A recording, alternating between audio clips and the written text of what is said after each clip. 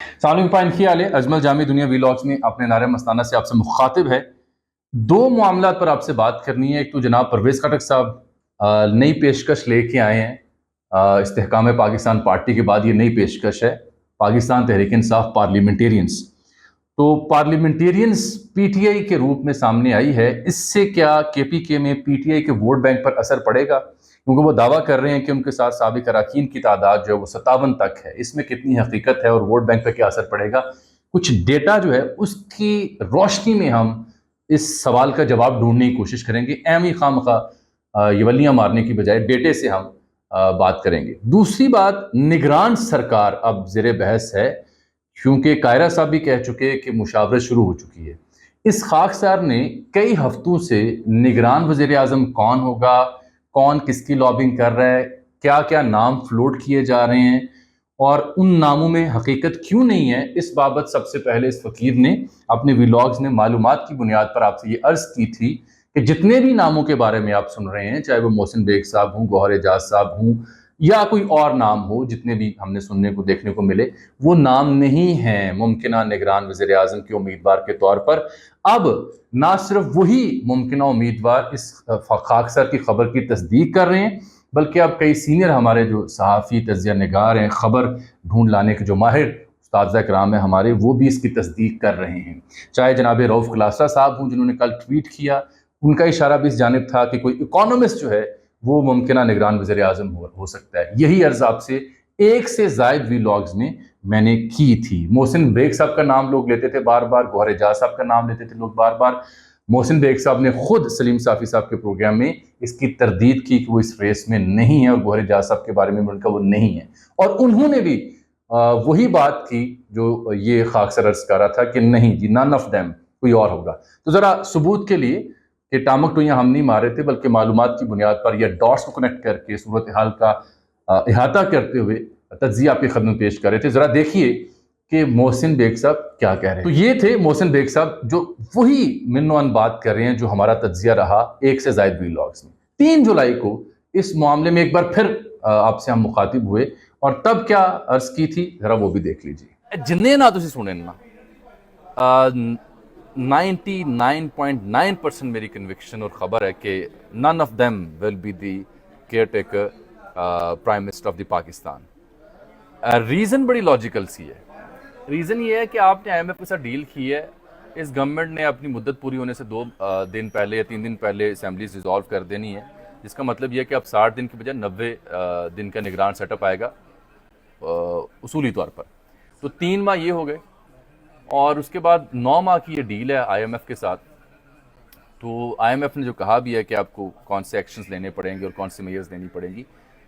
तो एक राय ये है कि इस मालियाती मसले को, इकॉनमी के मसले को देख करके, IMF की शराइत को देख करके हमारे जो फैसला साज हैं वो किसी सहाफ़ी या किसी दीगर पॉपुलर नाम को तरजीह देने की बजाय तरजीह देंगे कि वो किसी इकोनॉमिस्ट को, टेक्नोक्रेट टाइप के किसी माहिर मईशत को ये ज़िम्मेदारी सौंपें कि जी आप चूँकि इकोनॉमी को समझते हैं तो अगले 3-6 माह भी जो भी निगरान सेटअप का मुद्दत होगी उसमें आप ही कंटिन्यू करें। उसूलन तो ये 90 दिन बनते हैं अगर 2 दिन पहले हुकूमत तहलील होती है। एक इत्तला ये भी है कि वो 90 दिन भी शायद नाकाफ़ी हों, मामला शायद 6 माह तक जाए। उस बीच में ये फरवरी या मार्च की शुनीद है आम इंतखाबात की। तो जो बेसिकली हमारी गुजारिश थी उसका सबूत तो आपके सामने आ गया और फिर सीनियर सहाफ़ी भी अब इसकी तस्दीक कर रहे हैं। मसला ये है कि एक और बात आपसे मैंने अपने पिछले व्लॉग में अर्ज़ की जब इस्लामाबाद में अदील बड़ाइच के साथ मैं मुखातिब था कि जनाब ये जो चाबी है ना कि निगरान वज़ीर आज़म कौन होगा, ये PDM के हाथ से तकरीबन फिसल चुकी है। फैसला कहीं और से होगा, क्योंकि मैंने अर्ज़ की थी कि ये हुकूमत तो ये भी चाहती थी कि मुद्दत में इक़्तिसादी इमरजेंसी या मरदमशुमारी के नाम पर कुछ इजाफा हो जाए ताकि ये कुछ परफॉर्मेंस अपनी बेहतर कर लें। वो नहीं हुआ। तो अगर वो बात नहीं मानी गई तो ये जो निगरान वज़ीर आज़म का मामला है इसमें भी चाबी इनके हाथ से फिसल चुकी, क्योंकि जो मुक़्तदरा जिस लाइन लेंथ पे चल रही है उसको देखते हुए निगरान वज़ीर आज़म सूट करता है कि इकोनॉमिस्ट, बैंकर या ऐसा बंदा जो मईशत का एक्सपर्ट हो, जो IMF से भी डील कर सके और जो सख्त मैयर लेनी है, टफ मैयर्स लेनी है, चाहे वो ज़राअत के शोबे पे टैक्सेशन हो یا دیگر معاملات ہوں جو کہ پولیٹیکل گورنمنٹ نہیں لے سکتی، وہ اس کے دور میں لیے جائیں، اور اگر وہ اچھا پرفارم کرتے ہیں تو عین ممکن ہے پھر آگے مزید ان کی توسیع بھی ہوتی رہے، گنجائش تو پاکستان میں ہمیشہ ہر شے کی ہوتی ہے۔ تو اس سلسلے میں ایک اور خبر ہم نے ذکر کیا تھا کہ وہ حفیظ شیخ صاحب، حفیظ پاشا صاحب جیسی شخصیت ہو سکتی ہے۔ باقی رضا صاحب کا نام بھی فلوٹ کیا گیا، نام ہم نے لیا بھی، اور محسن بیگ صاحب بتا رہے ہیں کہ لوگوں کا انٹرویو ہوا۔ تو رضا باقر صاحب کے بارے میں عرض یہ ہے کہ پچھلے دنوں NDU نیشنل ڈیفنس یونیورسٹی میں ایک میڈیا ورکشاپ ہوتی ہے ہر سال، ملک بھر سے صحافی، دانشور، اکیڈمیا کے لوگ جو انٹرپرنور ہیں، بزنس مین ہیں، بزنس وومن ہیں، وہ اس میں شریک ہوتے ہیں۔ اس میں باقر رضا صاحب نے بڑا عمدہ ایک اکانومی کے اوپر، وے فارورڈ کے اوپر لیکچر دیے، جس کو بڑا سراہا گیا، پسند کیا گیا۔ سو اگر وہ وہاں جا کے مخاطب ہو رہے ہیں تو اس سے خبریت کے بغیر اس سے بظاہر معلومات ملتی ہے کہ ان کو سراہا جا رہا ہے، پسند کیا جا رہا ہے، تو ایسی شخصیت کے لیکچر رکھوائے جاتے ہیں، حالانکہ وزیر خزانہ بھی وہاں سے مخاطب ہوئے تھے۔ بہرحال تو یہ ہے صورتحال نگران سیٹ اپ کے اوپر کہ چابی ان کے ہاتھ میں نہیں ہے، چابی کہیں اور ہے۔ اکانومسٹ کے لائے جانے کی اطلاعات ہیں مشاہد حسین سید اور ڈاکٹر مالک بلوچ بلوچستان سے، ان دو سیاسی شخصیات کے بارے میں بھی بات ہوئی، ان کے نام بھی فلوٹ کیے گئے، لیکن ایسا کوئی نام تب ہی آ سکتا ہے، میں نے بار بار عرض کی تھی، جب یہ امکان ہو کہ 60 دن میں 90 دن میں انتخاب کرانا ہے۔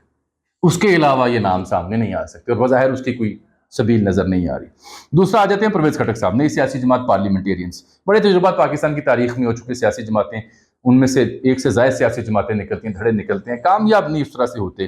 قافلی کا لوگ ذکر کرتے ہیں، وہ حالات ڈائنامکس کچھ اور تھے۔ حضرت پاکستان میں قافلی کا قیام ہو، نون لیگ کی ٹوٹ پھیٹ ہو، پیپلز پارٹی کی ٹوٹ پھوٹ ہو، وہ حالات و واقعات کچھ اور تھے۔ تب آپ کے ملک کا ووٹر کون تھا اور آج آپ کے ملک کا ووٹر کون ہے، یہ ہے وہ جواب اور جواز جس کی بنیاد پہ میں یہ عرض کرنا چاہ رہا ہوں کہ پرویز خٹک صاحب ہوں یا استحکام پاکستان پارٹی ہو، یہ شاید ووٹ بینک کو اتنا ڈینٹ نہ ڈال سکے۔ کیوں؟ کیونکہ جو تازہ ڈیٹا الیکشن کمیشن پاکستان نے جاری کیا، اس میں 12 کروڑ سے زائد ووٹرز ہیں پاکستان میں رجسٹر، 12 کروڑ 66 لاکھ سے زائد۔ اس میں سے 18 سے 25، 3 بریکٹس ہیں بڑی عام، 18 سے 25 سال کے ووٹرز، پھر 26 سے 35 سال کے ووٹر، اور پھر 36 سے 45 سال کے ووٹر، تینوں بریکٹ ملائیں تو بنتا کیا؟ 18 سے 45 سال کی عمر کے جو ووٹرز ہیں ان کی تعداد کیا ہے؟ آؤٹ آف 12 کروڑ 8 کروڑ سے زائد، 8 کروڑ سے زائد 18 سے 45 برس کے ووٹرز ہیں پاکستان میں۔ اور ماضی قریب میں ہم نے دیکھا ہے، چاہے وہ ضمنی انتخاب پچھلے الیکشن کا ہو یا 2018 کے انتخابات ہوں، کہ نوجوانوں کی تعداد ووٹ ڈالنے میں اس میں اضافہ ہوا ہے۔ تو اگر یہ 12 کروڑ میں سے 8 کروڑ بنتے ہیں 18 سے 45 سال کی عمر والے، تو آپ یہ سمجھ سکتے ہیں کہ ان کا رجحان کس جماعت کی جانب ہوگا، اور ہو سکتا ہے اگر یہ ووٹ ڈالتے ہیں بصورت دیگر انتہائی کم ٹرن آؤٹ ہوگا۔ تو یہ وہ انڈیکیٹر ہے جو کاف لیگ، پیٹریوٹ، نون لیگ کی ٹوٹ پھوٹ اور دیگر سیاسی جماعتوں کی تشکیل کے دوران اتنا اہم نہیں تھا۔ تب یہ طبقہ جو ہے نوجوان ووٹنگ کے عمل میں سیاسی طور پر اتنا ایکٹیو نہیں تھا جتنا اب ہے۔ اس لیے اس ڈیٹے کی بنیاد پہ کہا جا سکتا ہے کہ شاید یہ پارٹیاں تنظیمی طور پر PTI کو نقصان تو پہنچائیں، اپنے انڈیویجول ووٹ بینک کی بنیاد پر شاید کچھ کر گزریں، لیکن اوورآل جو ووٹ بینک ہے اس کو اتنا متاثر نہیں کر سکیں گی۔ اس کے لیے کچھ اور کرنا پڑے گا، اسی کا انتظار ہے۔ مجھے اجازت دیجیے، اللہ حافظ۔